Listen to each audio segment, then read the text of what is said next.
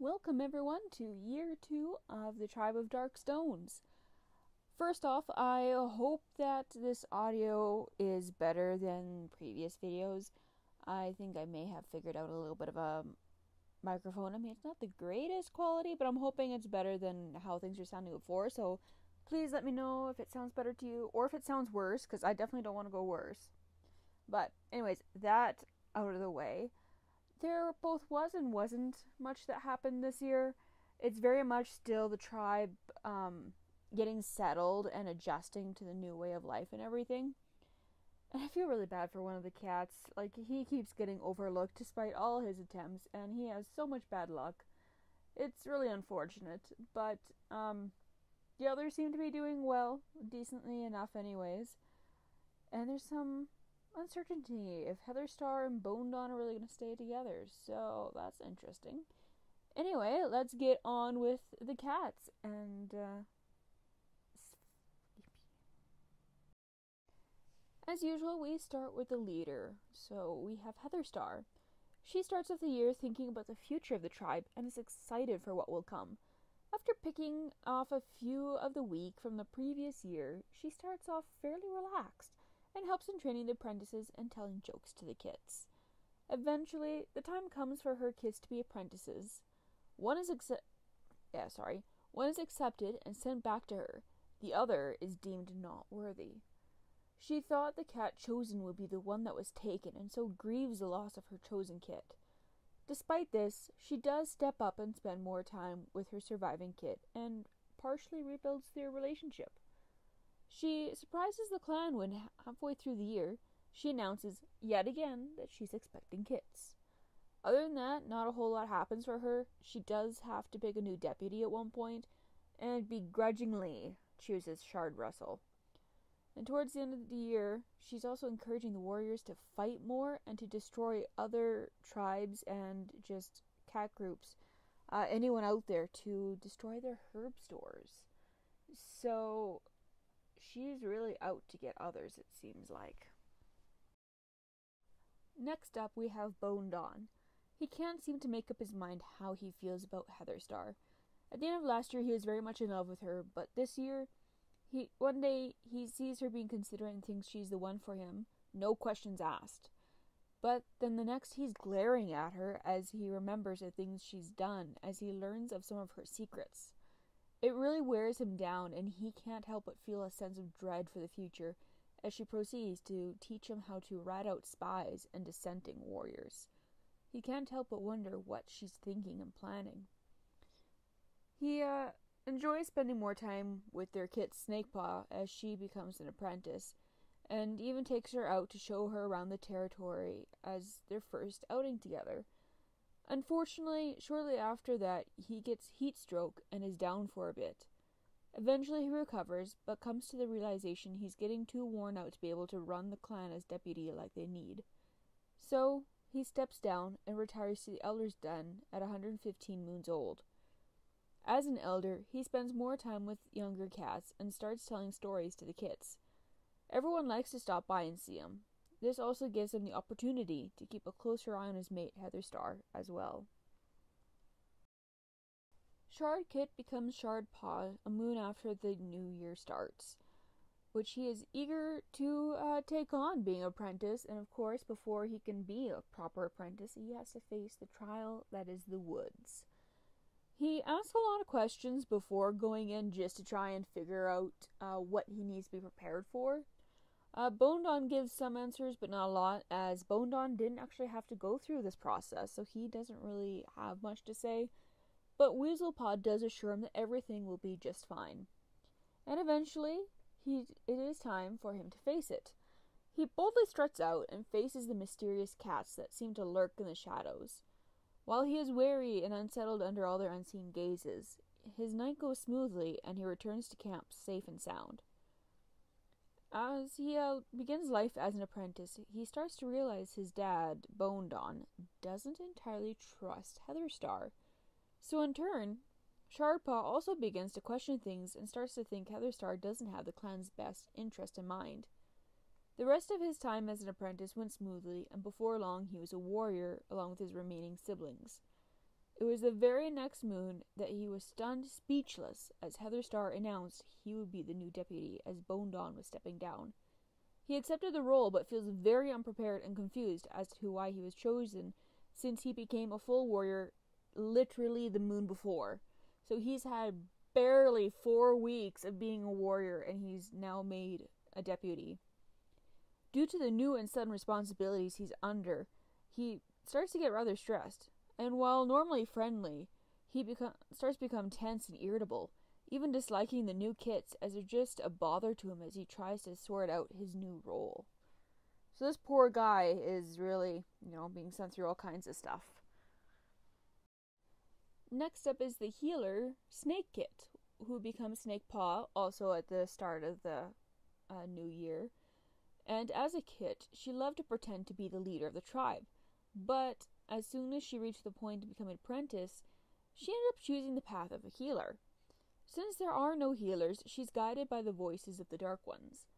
At one point, she was mixing herbs to make ointments, and she got some berry juice on her paws. Once done, she was about to lick her paws clean when she was stopped. A voice rang out much more clearly than normal, warning her not to continue, that she needed to wash her paws in the stream. So she snuck out to do just that, unaware that during the mixing process, she'd been partially possessed most of the time, and not realizing she'd made poisoned ointments. Despite taking the path of a healer, she also was taken out on training sessions to learn how to fight, so she could defend herself regardless. She enjoyed these and would spar with Grpa outside of these sessions. Rest of the year is pretty calm for her. She's only ever aware of half the stuff that happens and is occasionally caught seemingly talking to herself. She cares for her clanmates and is there for them as much as she can be. She even helps Bone Dawn work through things to encourage him to retire. Whether that was really her helping him or the Dark Ones, I'm not too sure. But being fairly unaware of it herself and no one else realizing either, she's gradually being taken over by the darkness as they use her to manipulate the clan more. She does go through a small attitude change towards the end of the year as it gets to be more of a consistent thing, and she does earn her full name, Snakefur. Next up we have Weasel Paw, who's only 2 or 3 moons older than Snakefur and Shard Russell. As an apprentice, he strives to make the clan and leader proud, especially Bone Dawn, as he did the first year. Unfortunately, his progress was slowed for a bit as he did get injured and an infection tried to set in. While in the healer's den to get treatment, he falls asleep and has a rather strange dream. It's filled with dark images and cats flitting in and out of his vision. He could only catch a few whispered words: death, sacrifice, and strength. When he woke up the next morning, it quickly faded from mind, and as Snakepaw attended to him. Once he's healed, he works extra hard to catch up on the training and tries to prove his strength and loyalty to Heatherstar, even going so far as to practice with claws out, which is something she encouraged. Doing so seemed to do the trick, and shortly after he was made a warrior, earning the name Weasel Rush, honoring his cunning. Unfortunately, he still doesn't get a break, as a moon after that, he falls from a cliff, and while he did survive, he broke a leg. The only positive side he sees from this is that he gets to spend more time with Snakepaw. He also spends a lot of time grooming, since there really isn't much else for him to do. Later on in the year, when Bone Dawn retired, he expected to be made deputy next, since he was the oldest warrior and had proven his loyalty over and over again. However, it seemed Heatherstar still didn't fully approve of him. He was furious when Shard Russell was made deputy instead. He ends the year with somehow having learnt about Longpaw, despite not having met him when he was living. He sharpens his claws frequently and dealing with not letting others notice that his leg that was broken is now forever weaker than the rest. He started to turn into a bitter boy, but his interactions with Snakefur always seemed to calm him down and help him to enjoy life a bit. Last moon of the year, he's out on a walk in the woods when he sees a dark shadow slip away, leaving behind a single kit that's sickly. It doesn't even survive the walk to camp, and he wonders if this is an omen of things to come. And our last living cat is Cavern Kit. Born right at the end of the year with his brother Cinder Kit, he never got the chance to know his brother as he was chosen to be taken to the woods. Raised as the only Kit, Cavern Kit got doted on by the rest of the clan cats. He loves to ask questions and learn about the world around him. He also is a rather picky eater and even refuses to eat herbs given to him to help with his stomach ache. But he does like trailing after Snake Fur and asking her even more questions all the time. And with this cute little guy, as soon as I saw he was named Cavern Kit, I was wondering if maybe I should make this Kit maybe the cat that ends up creating Cavern Clan. So that would be a really interesting idea, I thought. Let me know if you kind of want that to be a little bit of a lore thing to happen to kind of connect the two worlds together. But, yeah, so that was my intrigue with Cavern Kit, so we'll see what his life ends up turning out like. I am quite curious now. There are only 2 cats that went to StarClan or the Dark Forest. First up is Grpa. As a kit, he was fascinated with slugs and often was seen showing them off to other cats and asking questions. He would think that the older cats should know more about them and started asking Bone Dog questions. When it became clear that the older Tom knew little to nothing, Grey Kit was shocked. So instead, he tried to educate Bone Dog about them. Shortly after this, he reached 6 moons and was sent on his trial into the woods. He thought it'd go just fine since Heatherstar clearly favored him. However, he never returned to the tribe. And then lastly, we have Cinder Kit. This young Tom was taken by the woods shortly after birth. Since he didn't get a chance to really live, there's not much to say about him since he didn't get a chance to really develop or have a personality or anything. He was just born and then taken away. I do wonder a bit, though, with the dark ones, how many of these cats that are taken away by them, do they actually die? Or are they perhaps being trained for something else? There are possibilities of other things happening to these cats that are being taken away. Some are killed, of course, but what of these innocent little kits? So, we'll find out, I guess, one of these days. And so that wraps up year 2 of the tribe. So, like I said, some stuff happened, some stuff didn't. Let me know what you thought of this year. I feel like I have a lot more questions after this year than I did going in. Mostly just wondering what in the world are these cats doing, because it doesn't make sense entirely. I mean, Heatherstar is bad. She's doing all kinds of stuff. That is clear. But, like, what is her issue with Weasel Rush? Like, she just does not like him no matter what. Like, he tries his hardest. He really does. And she just refuses to give him the time of day. So I'm glad at least he had one older cat to look up to, with it being boned on and having him. But, you know, I still feel bad for him. Well, I guess now he has Snake Fur too, but, you know, there's stuff going on with her as well, so who knows what that's gonna lead to. I'm kind of concerned for her. Let me know what you think is gonna happen with her and her dealing with the dark ones, because I feel like they're getting rather close. I'm kind of wondering if at some point they're just gonna take over her and she's just gonna kind of not be there anymore, or if they'll coexist, or if she'll realize it and kind of kick them out. Who knows? Anything is possible, really. But, yeah, I am looking forward to seeing how this this tribe continues to move forward. So before we finish, wrap everything up, I'm going to go over the way the tribe works, because it is not the same as the tribes in the Warriors books.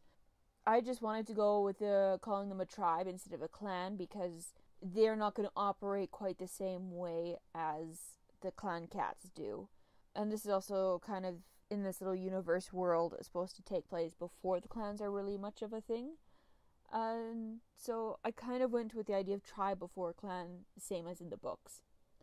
But with that said, the basic structure of it right now, because the tribe is so new, It's not fully fleshed out, so these rules and roles are going to slowly change as the years go by, and I will update you guys as those change. But for right now, the way the tribe is, there is the leader, who is the keeper of secrets. So that'd be Heather Star, and the secret she keeps about the pact she made with the Dark Ones. And then the deputy is basically the apprentice of the leader. So the deputy would just be learning how to run the clan or the tribe, and slowly would be told about the secrets, and help guard those and be prepared to take over as leader when their time comes. And then instead of medicine cat, they're called healers. These cats are the messengers of the Dark Ones, and also their vessel to use, as well as, actually healing the cats. But they may also poison, as, Snake Fur apparently might be doing. And then after that, it's just the tribe members. There's no dedicated warrior section, or really much in the way of elders or whatever like that. Bone Dawn is kind of like the first elder and retiring, but I don't foresee elders really being much of a thing. I think Bone Dawn's gonna kind of get away with it just because he is Heather Star's mate, so she has a bit of a soft spot for him.